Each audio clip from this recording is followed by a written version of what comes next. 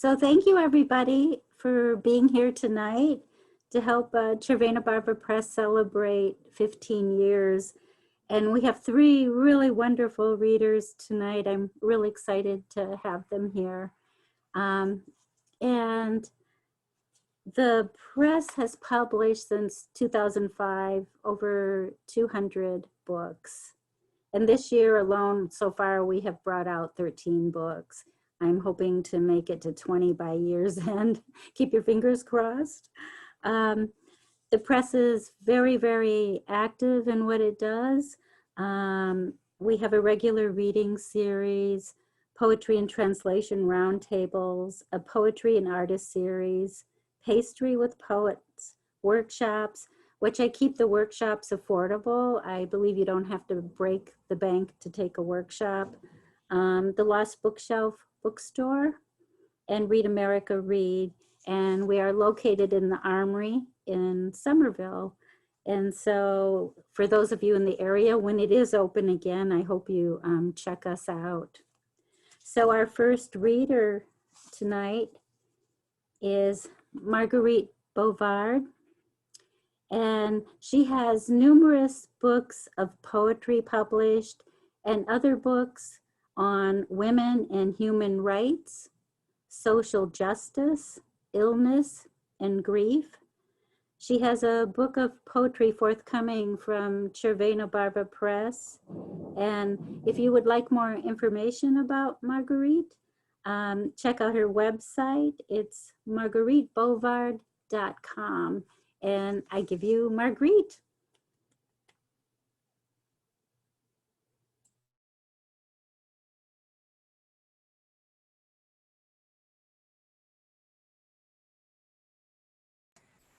Okay. Please, Glo, would you please make me co so I can do the unmuting? Excuse me? Can you hear me? I'll start. First of all, my website has a Marguerite G. Bouvard on it. And I'll start with a new poem that I wrote recently, and which will be familiar to you. And it's called A Strange Landscape. Who could have foreseen this strange landscape? Empty apartments with new locks spelling eviction, a subway with only a few people, schools without children, as if a war had struck without warning, leaving a new kind of devastation, a tide not of refugees, but of a new and complex disease that is moving throughout our country like a massive invasion that knows no boundaries. The grandmother who lies dying in the hospital, the man who cannot breathe, the young woman who was unable to walk because of the pain in her muscles turned out to be caused by blood clots. How do we navigate this new war zone with some people driving a bus because it is essential, some people working at home, our differences now magnified, but pain is always around us like heavy rain, like wildfires. The soldiers that are called forth during this deadly war are doctors, nurses, emergency technicians who fan out throughout our country like a war zone. Yet we are short of supply for these soldiers, of supplies for compassion and understanding, for coming together to face a pandemic, to move beyond our differences, arguments, and denial, to hold each other's hands.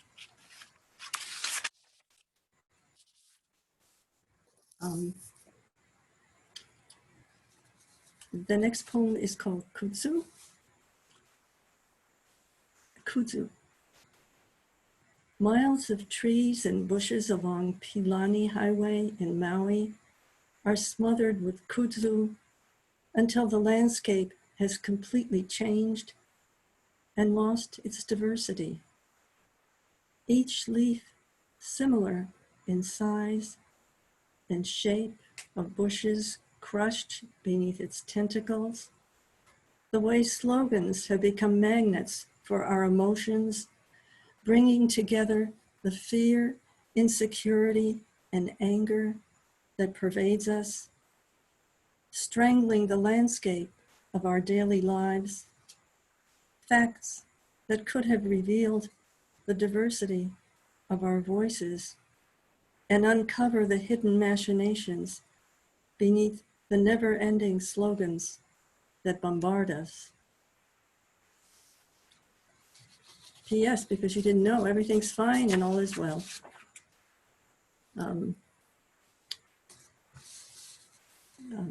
If you have any questions, please interrupt me.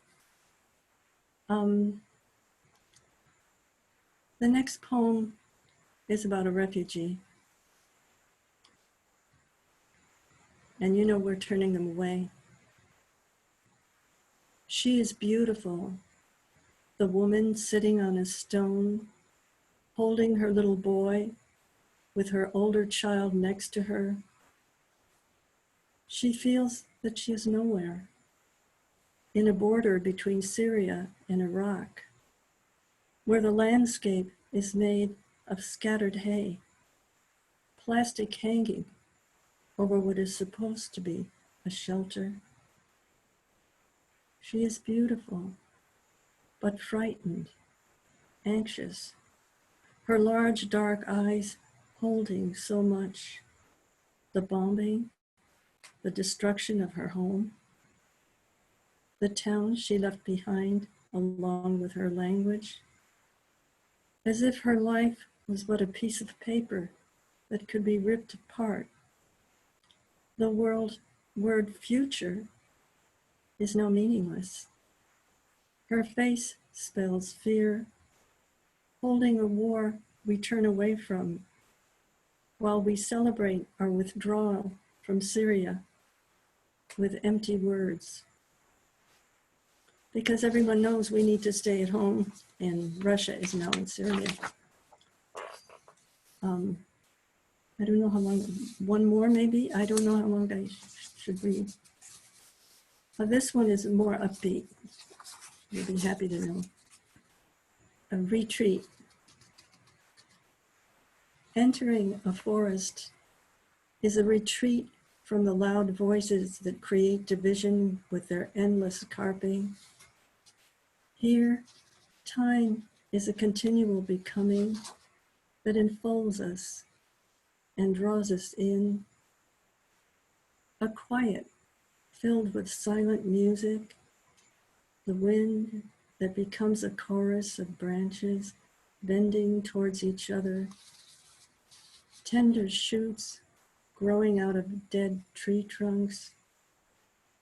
Here, death has a different meaning, for it is an important part of the creation, showing us how the forest is a holy book that calls out to our souls, the depths of our being. I have no sense of time, so is that enough? Could you read a couple more, please? Sure, be glad to. This one also is a new one, and it's been a learning experience for me. Hidden places. There is a quiet place inside me where joy and sorrow are intertwined, where I carry the story of another person, and understanding comes maybe too late. Maybe not seeing the breadth of a life that has touched yours until that life have disappeared. I think of all the letters that have traveled between a Black prisoner and myself, the slow growth of coming together as friends, of opening closed doors. The small one where I had trouble reading his handwriting. The decision I made to honor his life with all its agonies and talents, his reaching towards the light, his music, and the sounds of his childhood. Ambulance sirens, shotguns, car accidents, when he was in a world that didn't have the maps he needed to steer himself on a difficult terrain. The privileges so many of us take for granted. And then when the pandemic led to a lockdown of prisons, with the governor of his state refusing to release the death rate, his life ended without notice. I reread a letter I failed to treasure, the grace of a thank you note, of amity, reaching out and staying deep inside me, much too late. That has been a learning experience. I also always knew about racism, but in prisons, it's something else.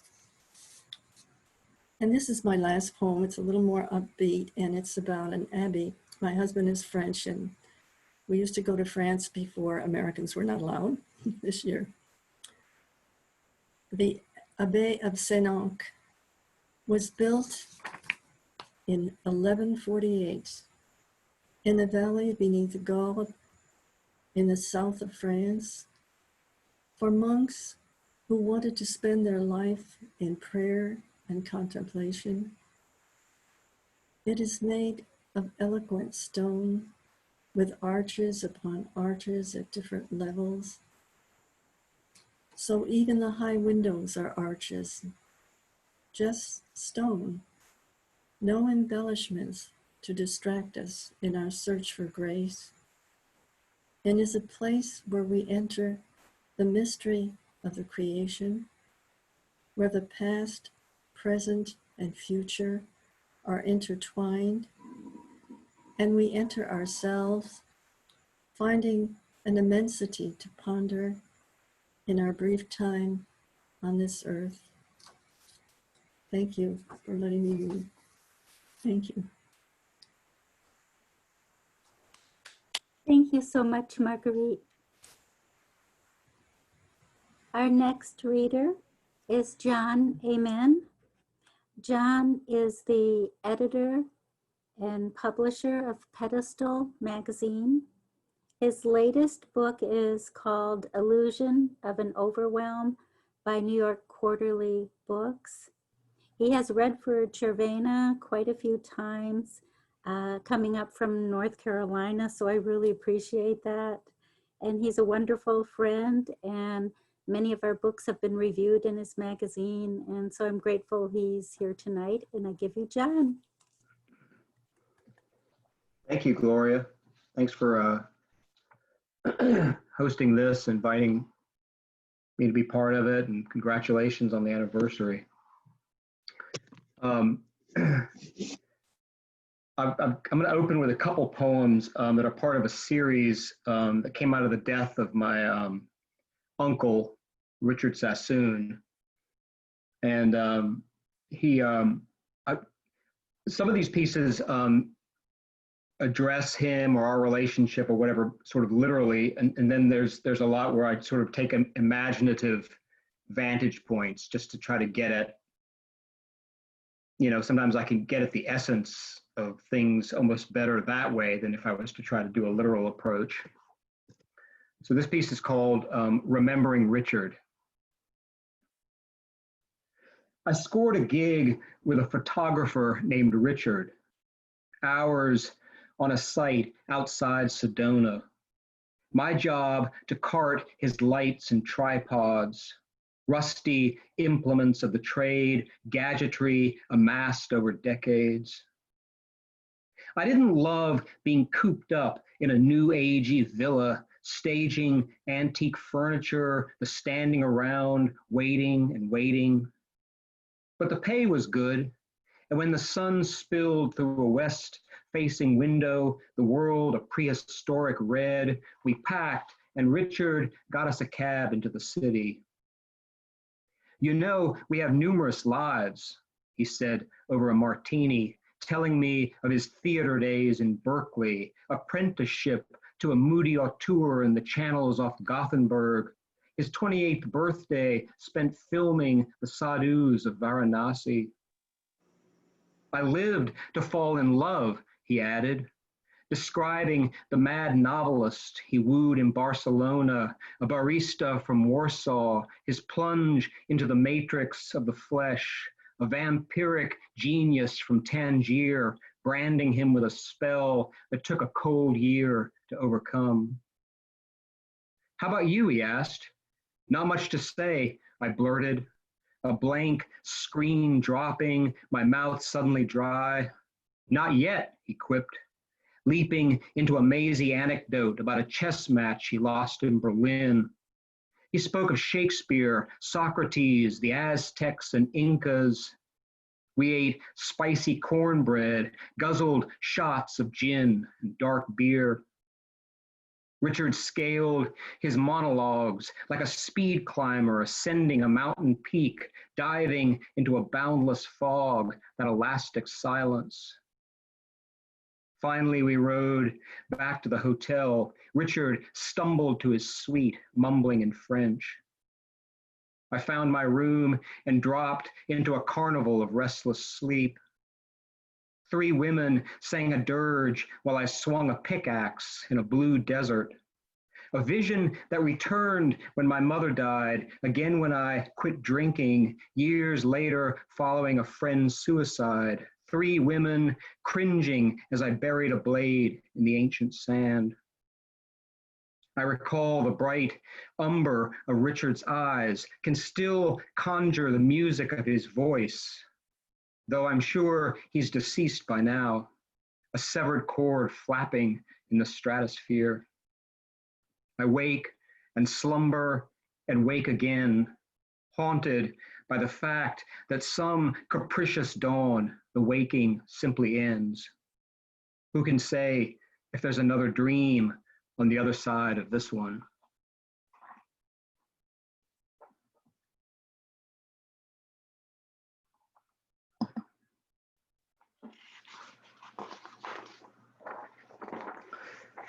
This is a little bit different one, another one dedicated to Richard. And this is called Ark. Ma would rave how a dead possum fell from a rotten dogwood the day she brought you home from St. Bartholomew's. A bad mark, she'd say, in the book of vengeance. When I revisit the forced rhymes of our childhood, I'm leveled by lies, hate storm, barbed couplets piled in a white grave. I see her in dreams, Ma scattering possum bones in the ivy, declaring our father dead. There are rooms I never leave, no matter how far I wander. Decades, and still that mockingbird in the twilight moans until my heart is stupefied. When I put that gun to my temple, I was playing. You weren't.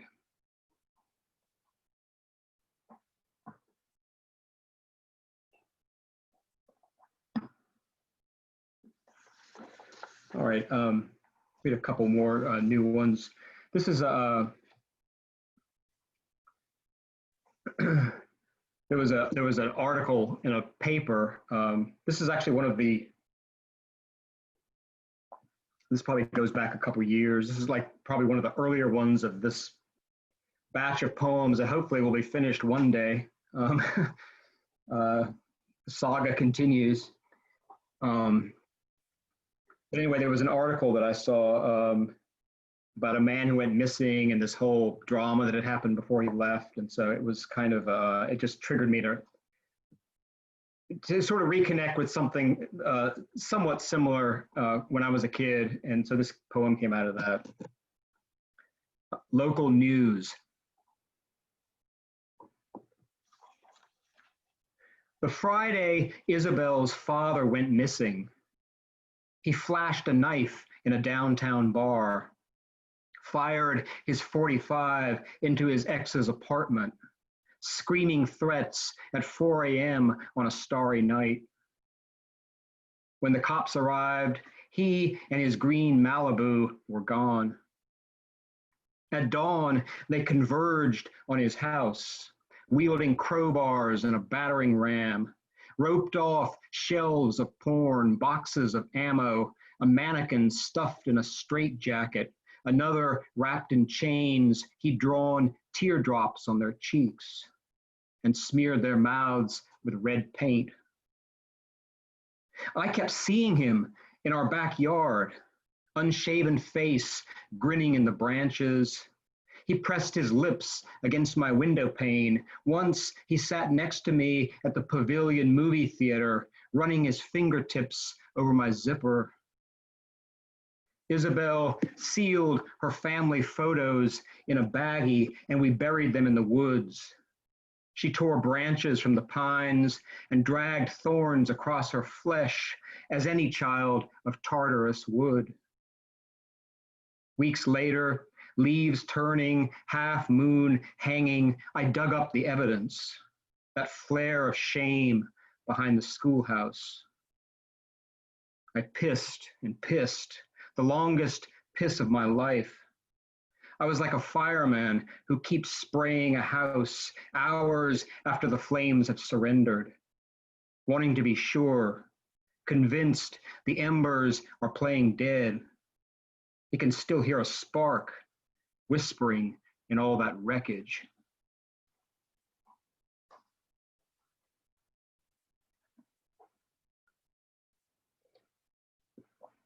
I can see you clapping, so thank you. It's interesting. It's like a silent movie, you know? Interesting times we live in. It's great how we adapt, though, you know? As stubborn as we are, we're also pretty adaptable, pretty resilient. I had a couple poems that were in an issue of Prairie Schooner with the theme was addiction, and I had two pieces, recovery and relapse. And I thought I would share recovery in part because it's slightly more positive.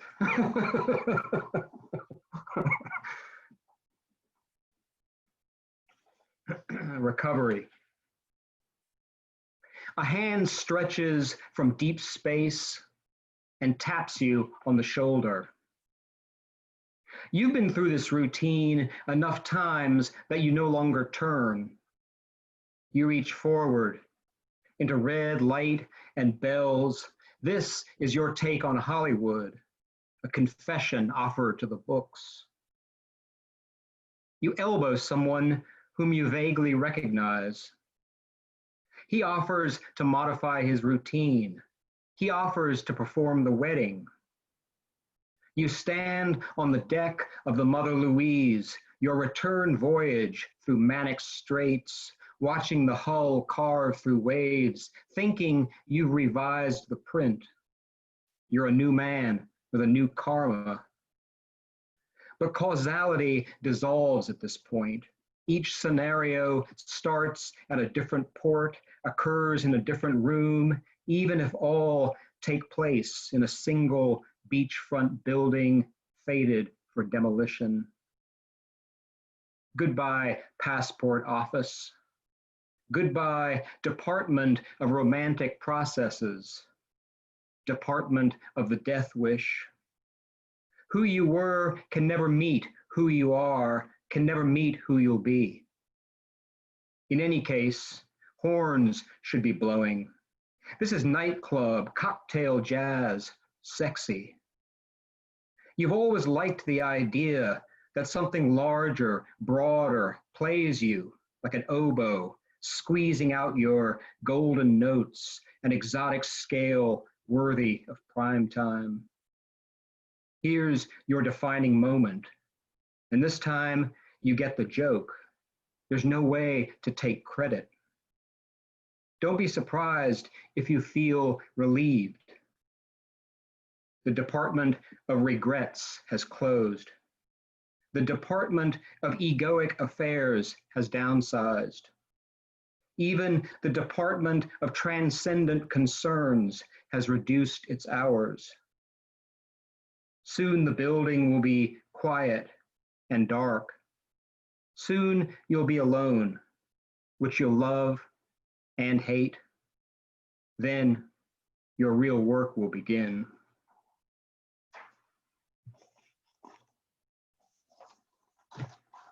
Thank you. I wanted to read one poem from my last book, which was Illusion of an Overwhelm. Here it is. Released by New York Quarterly Books in, wow, what year was it?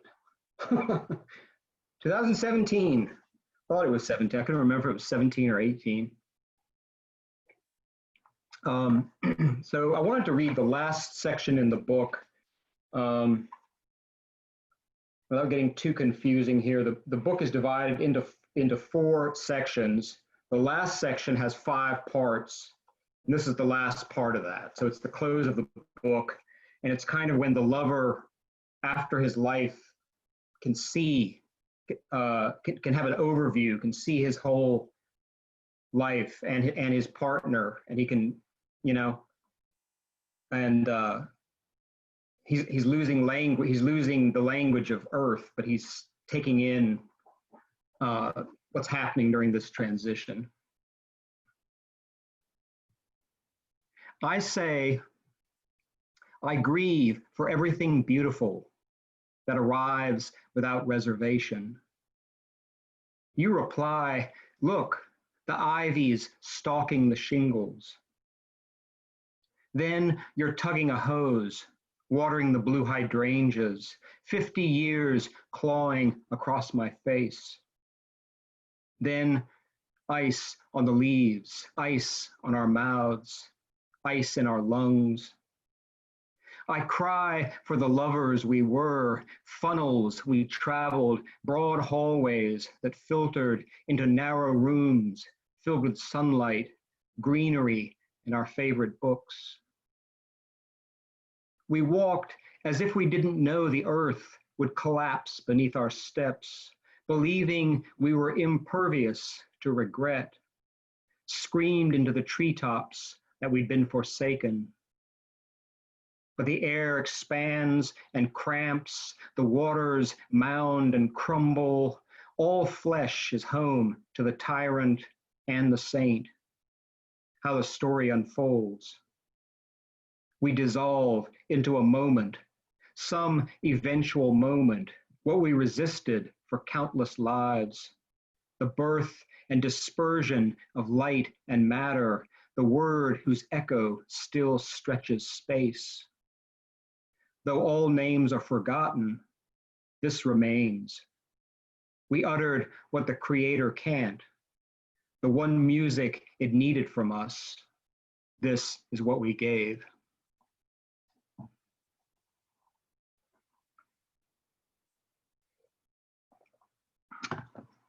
Thank you. I'm going to close with another new poem. And this piece is called Legacy.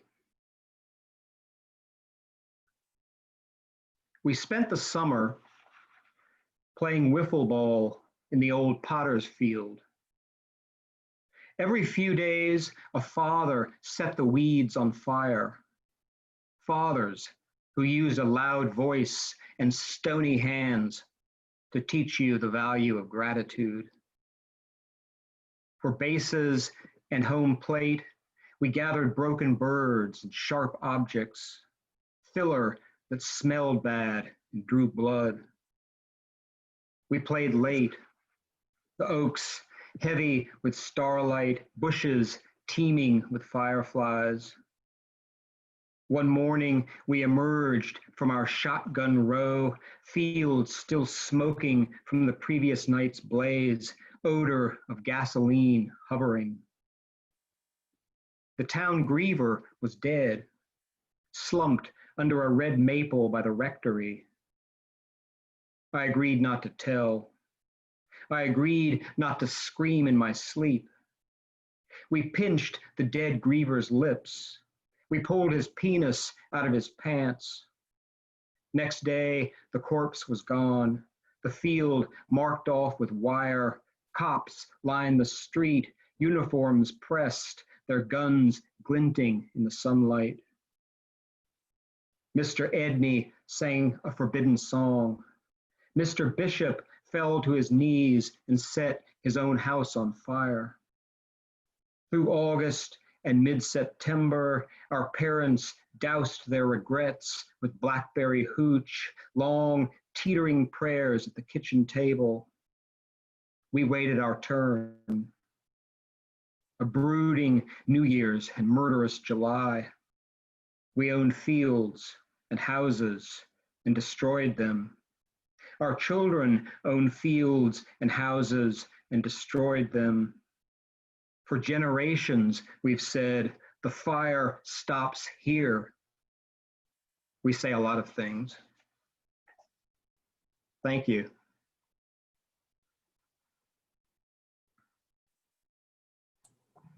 Thank you so much, John. Thanks, Gloria. Thanks. You know, sometimes people look familiar to you and you know them, but it doesn't register for some reason. And that's what happened tonight with Charles. I looked and I thought, I know him, but maybe it's not him because his name wasn't underneath. I'm so embarrassed, you know, because I just said hi and nothing else to him. And so please forgive me. It's the second time I asked you to forgive me tonight, too. Yeah. So anyway, Charles is our next reader, and he is the author of numerous books. We published a chapbook of his in 2010 called I'd Rather Be Mexican, and I don't have any copies. Bill is going to be printing some, and he is also out of copies, so I can't show you what it looks like, but you can see it in our bookstore. He is also the former poetry editor of Word Riot and Passport Journal. So I give you Charles. I don't do readings anymore. I recently transitioned to a rock and roll band. So if you want to see the progression of my writing from narrative poetry into lyric structured readings, then just Google on Charles P. Ries, Mink-tronics. The band is called the Mink-tronics because I grew up on a mink farm, and mink figure heavily in a lot of my writing. The most important thing I wanted to do tonight was to say happy birthday to you, Gloria, 15 years old. In the small press, 15 years is like 100. So my hope for you is that you can be publishing for 200 years. I want to thank you because I met you shortly after I started writing. And I want to thank you for your kindness, for your caring, and for your passion. Like I said, I met you not long after I started writing. I didn't write, I'm 68, I started writing when I was 46. And you welcomed me. And I wasn't sure if I was a writer. And you and other publishers and editors welcomed me. To keep writing, we writers need publishers and editors and maybe a few followers. But mostly, for me, it was people like you, Gloria, who welcomed me. So thank you. You're the best. I'm going to read 3 poems that I guess are types of love poems. This is called Redhead. I have a girlfriend. She's 40 years older than me. We say it's unfair to have met when age and polio have left her youthfulness behind. When I'm with her, being is like breathing, and long silences are as productive as 2-hour conversations. Love often finds us this way. right person, wrong place, wrong time, right person, right woman, near death. She told me that when I'm 75, I'll realize how everything only gets worse. When the ones you love die, new ones no longer take their place. But I tell her she's wrong. Life dealt us a cruel card. We won't be jumping into flaming beds with the passion of young bodies. Rather, I will wheel her chair or lift her off the floor when she topples over. I will be happy to hold her in my heart as a perfect moment when love blew through the right window at the wrong time. This poem is called You Never Left. After you died, I kept you near. I brought you with me to parties. I placed you in the trunk of my car, close to my CD changers and the music we loved together. I felt cheated to be left with only memories of you. You filled so much space, a nature so luminous, it lit the dark river path we walked along that autumn before you left me alone. So I'll keep you, and I'll set you on the table during poker night, or next to my pillow as I sleep, or amidst the floral arrangement at the museum ball. Look, you look lovely tonight in brass and silver. Is your lid screwed on tight? Would you mind if I shake you, baby, pop your top and sprinkle you on my Caesar salad? Just look at them looking. They're all green with envy. I'm with the prize, the one whose beauty they all wish they could possess. I think I'll keep you with me forever.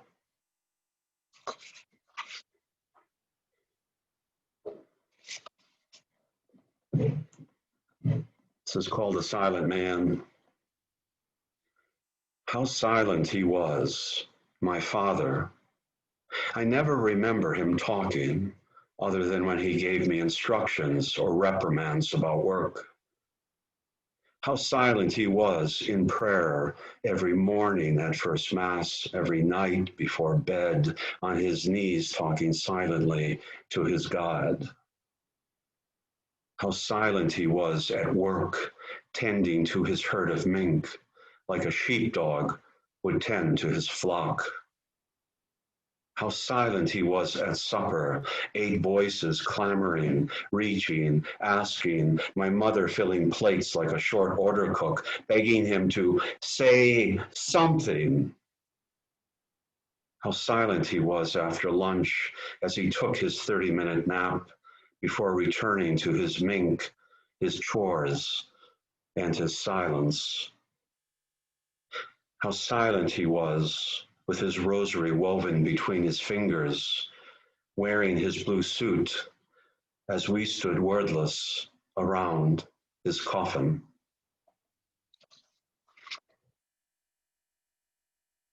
And I guess this is an ode to, for many years, I would have been the happiest person not to be living. And then I discovered that you live for other people. You don't necessarily live for yourself.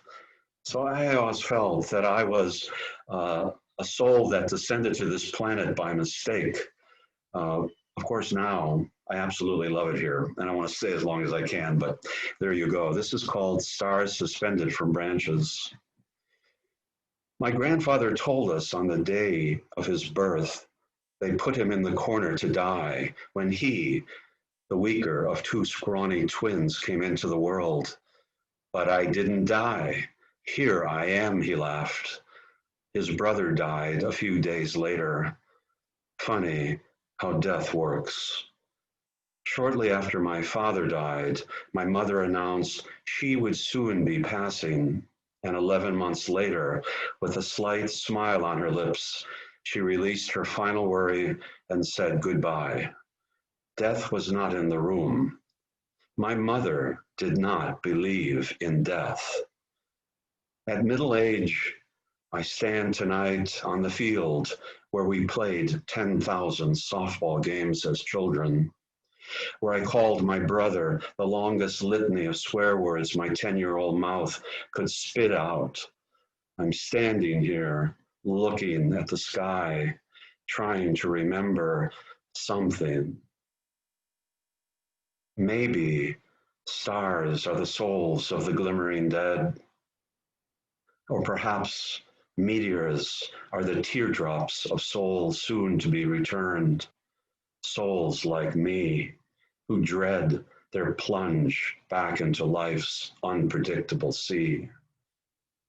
But tonight, I am mainly thinking about my grandfather Peter, who at 94 could laugh about the day he chased death from his door. He didn't believe in death. He died sweetly with a smile on his lips, just as my mother did. As a small boy, I sit under a massive elm tree that spreads protecting arms over my grandparents' Cream City brick home. I watch my grandmother as she cleans her attic, hurling, tossing the accumulated treasures of a lifetime out a small garret window high above me. Beneath her and before me rise a pile of memories, treasures, and heartaches.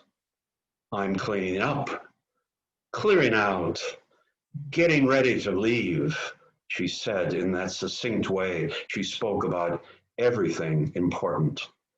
For what? I wondered. 8 months later, she died. Someday, it will be my turn to die. And when it is, I will laugh, clean my attic, and cast away my last worry. I will await release into an ocean of night where stars hang suspended from the branches of a massive elm tree, and souls who've returned home swing for eternity, shedding tears for the living. Shed your tears for the living. Thank you. I love you, Gloria. Thank you so much.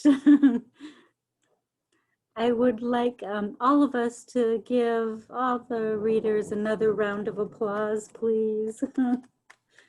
All of you were so wonderful. Thank you so much for being here tonight and reading. I can't tell you how special it is, and it means a lot to me. And so really, thank you. And I hope you will join us tomorrow for another reading. And we have, let's see here, Denise Bergman, Elizabeth Doran, and Roberto Carlos Garcia. So again, thank you so much. And that's it for tonight. Thank you, Gloria. Thank you for a Thank wonderful you. reading. Bye. Thank you. Thanks, Gloria. You're Thanks, the best. You're the Thanks for all the bomb. poets. You're awesome. Thank you, Oh, everyone. wonderful. Thank you. Thanks, guys.